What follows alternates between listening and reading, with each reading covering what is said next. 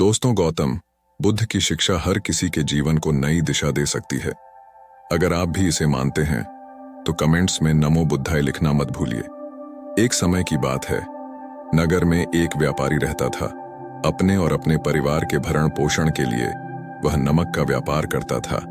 उसके परिवार में पत्नी और 2 पुत्र थे। व्यापारी के दोनों पुत्रों का स्वभाव बिल्कुल अलग था। जहां एक और बड़ा पुत्र बहुत ही संकोची और शर्मीले स्वभाव का था, उसे किसी से बात करने में भी शर्म आती थी। वही उसका छोटा पुत्र बहिर्मुखी स्वभाव वाला व्यक्ति था। वह किसी से भी अपनी बात कहने में कभी संकोच नहीं रखता था। लोग अक्सर बड़े पुत्र को भोला और बेवकूफ समझते थे। कई बार लोग उसके भोलेपन का फायदा भी उठा लेते थे और वह पलटकर कभी किसी को कुछ नहीं कहता था। व्यापारी अपने पुत्र के इस स्वभाव के कारण बहुत अधिक नाराज होता था।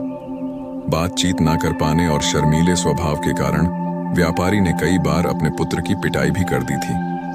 हालांकि इस वजह से उसके पुत्र का स्वभाव सुधरने के बजाय और भी खराब हो गया। बचपन से ही बड़ा पुत्र बेहद परेशान रहने लगा था। उसके अंदर आत्मविश्वास की कमी हो गई थी। परीक्षा में वह आते हुए प्रश्नों के उत्तर भी अपने डर के कारण नहीं लिख पाता था। इस कारण उसकी शिक्षा भी ठीक ढंग से नहीं हो पाई। बड़ा पुत्र जब युवावस्था को प्राप्त हुआ, तब व्यापारी ने उसे अपने साथ व्यापार में हाथ बटा को कहा।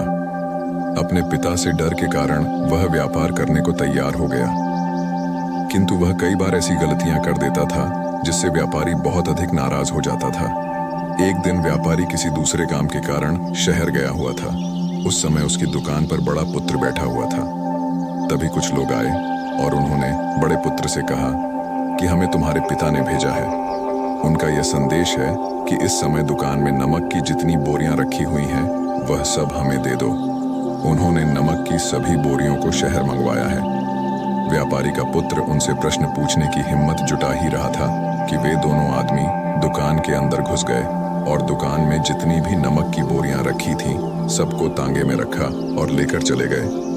व्यापारी के पुत्र ने उन्हें रोकने का प्रयास किया, किंतु संकोच और शर्मीलेपन के कारण वह उन्हें कुछ कह नहीं पाया। उसने मन ही मन सोचा कि यदि मैं इन्हें नमक ले जाने से रोकूं तो पिताजी मुझ पर नाराज होंगे।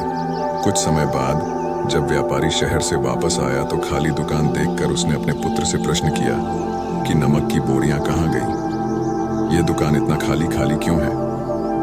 तब बड़े पुत्र ने धीमे स्वर में कहा कि कुछ लोग दुकान पर आए थे और उन्होंने मुझसे कहा कि आपने नमक की बोरियों को शहर मंगवाया है, और दुकान में से सारी बोरियों को निकाल कर लेकर चले गए। व्यापारी ने अपना सिर पीट लिया।